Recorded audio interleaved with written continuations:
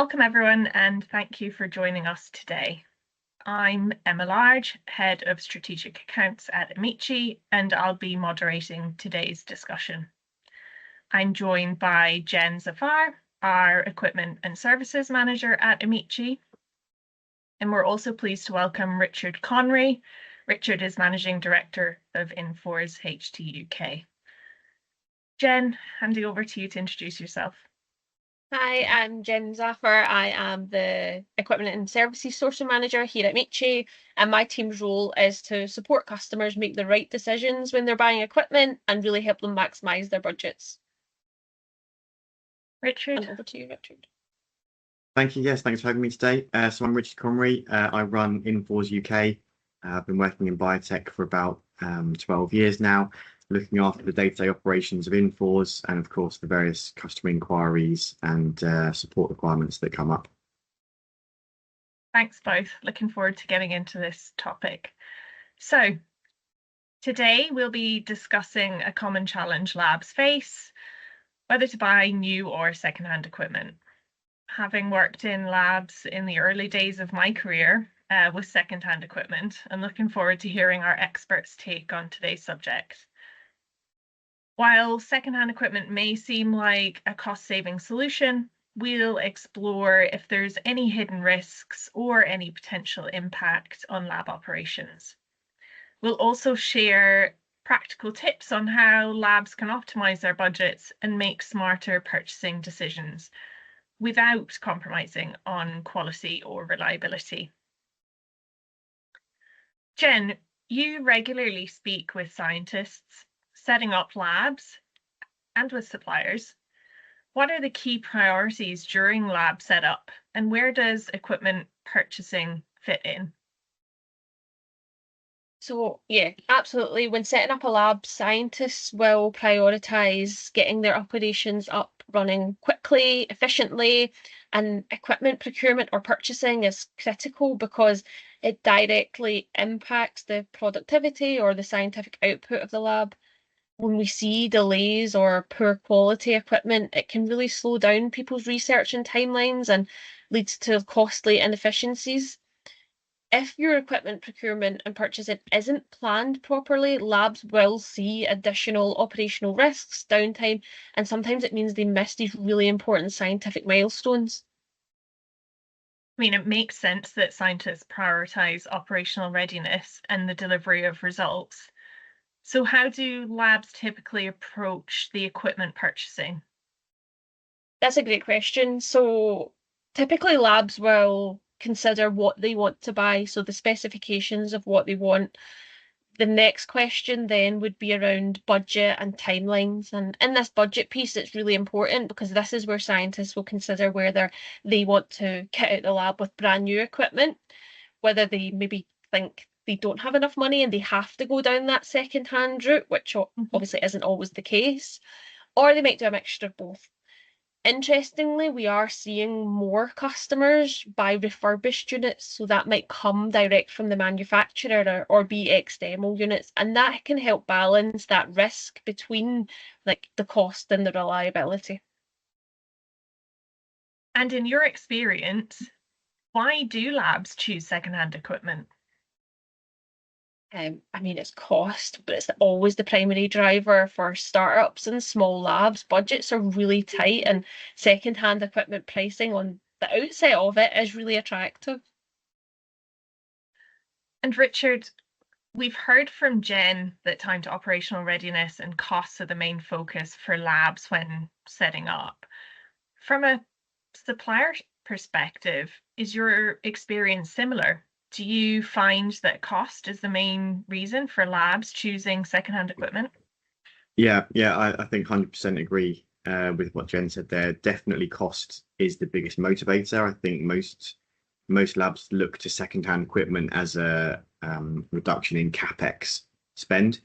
I think also sustainability is a factor. I think people view a secondhand purchase as a sort of environmentally responsible thing to do. Extending the lifespan of equipment, obviously keeping something running for a longer period of time is good and it doesn't go to waste, but it's not always quite as simple as that. So we would say obviously the newer models that we provide they're more energy efficient for heating and cooling, and things like CO2 consumption are reduced in newer equipment. So sort of long-term sustainability, that becomes a bit more complex to consider the actual lifespan use of something. If you're running something older for longer, but it's actually using more electricity, using more CO2, that sort of thing. And of course, the other thing that's often missed is that if you look at some of the older equipment, potentially then that's got some refrigerant gases that are more potent global warming.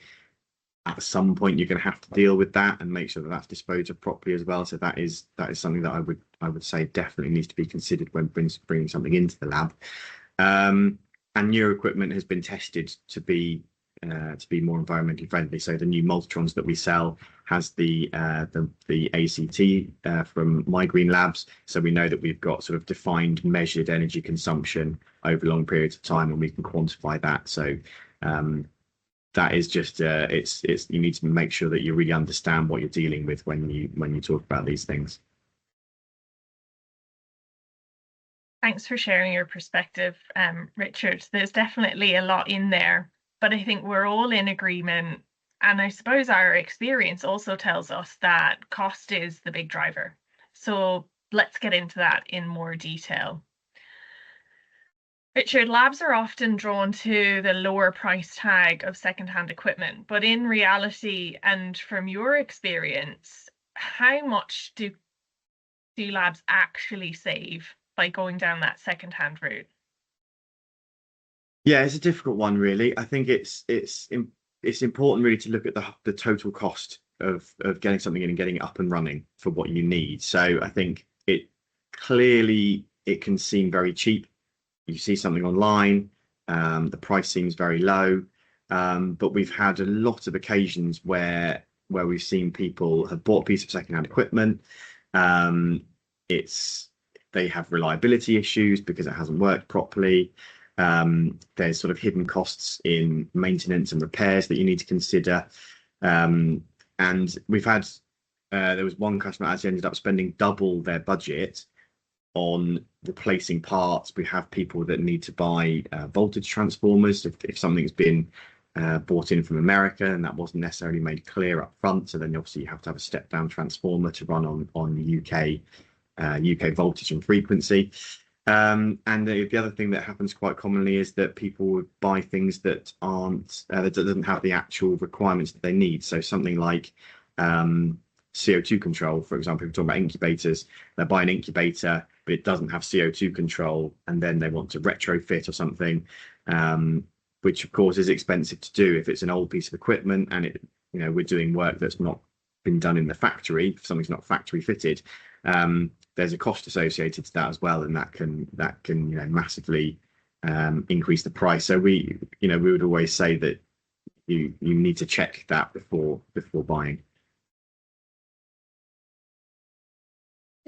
That's really interesting from your perspective, Richard, and I think we see the same. So second-hand equipment can be 30 to 50% cheaper sometimes on auction sites, and it is really attractive, and certainly as a procurement person, like that cost and the savings is really attractive. However, when we do then think about the total cost of ownership, that's where the costs, you're right, can really pile up. And it's not uncommon to see customers spending double their budget trying to get the right item and when they are going down that second-hand route. So yeah, I absolutely agree with you on that one. So albeit costs are important, and I think we're all in agreement on that one, reliability is equally, if not more important to a biotech lab. Ensuring equipment is available when needed to deliver results in a timely manner. So even if those upfront costs appear lower, and as we've said, total costs can be higher, are there risks in terms of reliability in your opinion, Jen? Yeah, definitely. Second-hand equipment will often lack proper quality control. It might have been stored improperly. It might have not been in use for a long time. It might have been exposed to like chemicals or environments that aren't suitable for that instrument to be in. We've had a recent example where a customer bought a second-hand piece of equipment that actually hadn't really been used, but it had been stored in a construction warehouse. So then when it got on site, although it looked fine aesthetically, when an engineer came out to calibrate it, there was rust on the inside of it and it just couldn't be calibrated. Again, had to go back to landfill basically. Yeah, definitely. I think that's a very good point. Is looking at calibration and certifications as well. Obviously, if you're buying something new, you know that you've got warranties, you've got service support, you've got all the certificate of compliance to meet all the regulations. So there is a chance, of course, you buy something and you don't have any of the service documents or manuals or CE markings, that kind of thing, that you wouldn't be able to bring it into the lab in the first place anyway. So I think that's just another added risk, is if you're buying second hand, you don't have those guarantees up front, and it can be very difficult to then trace them back from some of the resellers. Great. So it's clear that there's lots to consider from a quality and reliability perspective then. And it's likely that labs don't always have the time to do a full assessment before making a buying decision, which I guess is also an added risk. Biotech labs are very results driven, and issues with reliability will likely have an impact on operations. Jen and Richard, what are your thoughts on the impact or the impact beyond costs and quality? Have you seen lab operations and scientific progress being impacted? Yeah, absolutely. We've all got stories of second-hand equipment going wrong. I think the worst case we've seen recently is with an Oxford spin out that bought everything second-hand for their lab, for them starting up. Within months, they had to do basically the entire setup due to repeated malfunctions, which was causing delays in their research, eventually increased overhead costs, and forced them to answer really tough questions from their board and investors.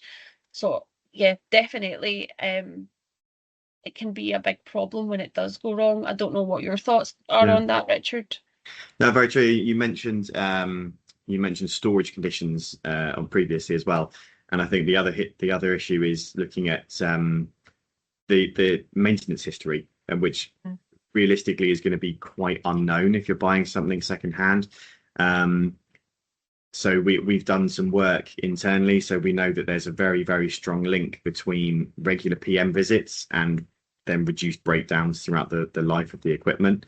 So if you're buying something secondhand, you don't know how it's been stored, but you also don't know how it's been treated the rest of its life. You don't know if it's had the regular PM visits. Has it had consumable parts change? Has it had calibrations done on probes, that sort of thing? So I think I like to sort of equate it to a car. That if we're talking about an incubator, the INFORS shakers, they're designed to run for very long hours, for years and years and years. They'll run for.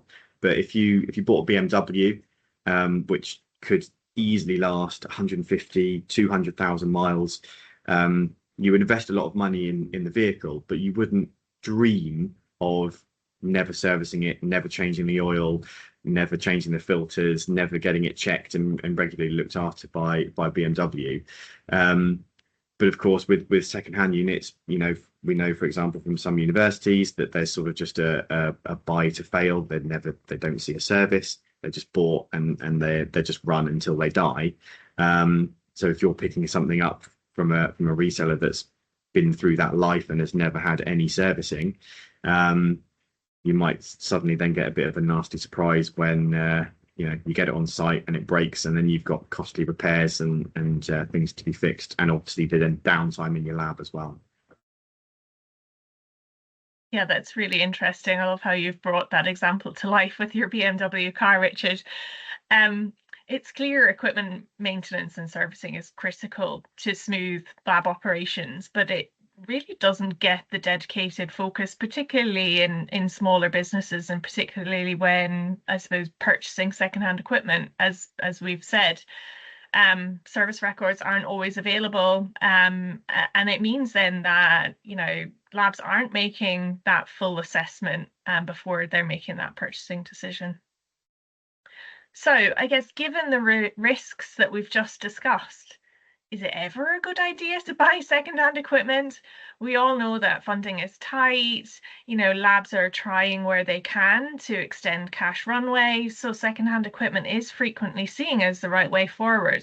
I'm really keen to hear both of your thoughts on this, Richard. Yeah. I think we do understand, we're sensitive to the market. We understand that there's cost pressures everywhere at the moment, and that it is a genuine consideration for a lot of labs, particularly startups, to start looking at secondhand equipment. But I think it needs to be in the right circumstances, and I think there's some sort of specific guidelines probably that we could give that would help with that. So I'd say probably one of the easiest ways is buying secondhand refurbished equipment from the supplier. So if there's a supplier that's taking something back, you're more likely to get better guarantees and higher quality equipment from there. So you just as a list of items that you should check, really, I suppose. Have you got all the certification from the manufacturer? Have you got the maintenance history, all the documentation of that from the work that's been done previously? And I think most importantly as well is making sure that the specification of the equipment that you're buying actually matches what you need for your process. Does it have CO2 control? Is it the right throw? Does it have all the right probes associated with it? If that's not available, that's going to cause big problems. So don't be fooled into thinking that, oh, it doesn't quite match specification, but the supplier can probably change it for us, because it could be harder to do than you think, especially if you're then trying to do something in the middle of a lab and retrofitting something, and it gets a lot harder. So I think if you can make sure that you're doing those things and mitigate those problems that we mentioned, then it is potentially something that you could consider, but you just have to be quite careful, I would say. Yeah, I would agree. I think spending the time up front is 100% what you need to do, and make sure that the risk is going to the savings will outweigh the risk eventually. Yeah. So I guess it's clear that while secondhand equipment might seem like a cost-effective choice up front, there are hidden costs and operational risks, and we've talked through those today. And those risks and hidden costs will make it a more expensive choice in the long run. But for labs with limited budgets, what are the alternatives? That's where Amici can really help. We can maximise your budgets by using our group buying power. We have experts and who will help labs get the best value for their budgets, and they won't have to compromise on the quality and reliability of what they're buying. Yeah, and I think again, if you're working with trusted suppliers to your labs, suppliers and other people, you can make sure you get the right guidance, get the right support, and make the correct long-term purchasing decision, whatever that might be. Brilliant. I think that's been a really interesting discussion today. Thank you both for sharing your insights. That's all we've got time for today. Do either of you have any closing remarks you want to share? I just wanted to say thank you for having me today. I hope it sort of sheds some light on the realities of making these choices. At INFORS, we were always trying to not just provide the high quality devices and equipment, but make sure that we're building long-term partnerships with people, and I think we do that. But at the same time, if there's anything that you're not sure about, you need some advice, you've got some budget constraints, or you've got some old equipment, or you're just not sure what to do, then we're always available. You can always give me a call, drop me a message, and we'll always help where we can.